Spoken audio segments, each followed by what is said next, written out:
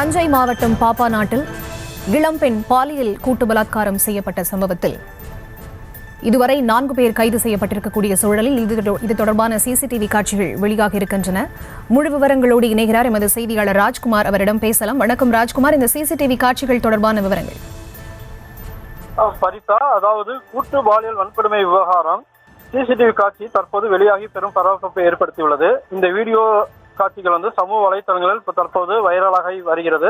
தஞ்சை மாவட்டம் பாப்பநாட்டில் 23 வயது நிரம்பிய இளம் பெண்ணை அதே பகுதியைச் சேர்ந்த கவிதாசன், அவரது நண்பர்கள் திவாகர், பிரவீன் மற்றும் 17 வயது சிறுவன் உட்பட 4 பேர் கூட்டு பாலியல் பலாத்காரம் செய்தனர். இது தொடர்பாக ஒரத்தநாடு அனைத்து மகளிர் காவல் நிலைய போலீசார் வழக்கு பதிவு செய்து கைது செய்யப்பட்டனர்.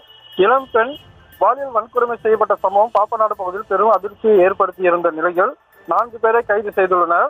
இந்நிலையில் சம்பவம் நடைபெற்ற அன்று பெண்ணை பாலியல் வன்கொடுமை செய்த பிறகு இருசக்கர வாகனத்தில் 6 இளைஞர்கள் அமர சாவாசமாக செல்லும் சிசிடிவி காட்சி தற்போது வெளியாகி பெரும் பரபரப்பை ஏற்படுத்தியுள்ளது. சரிதா, விவரங்களுக்கு நன்றி ராஜ்குமார்.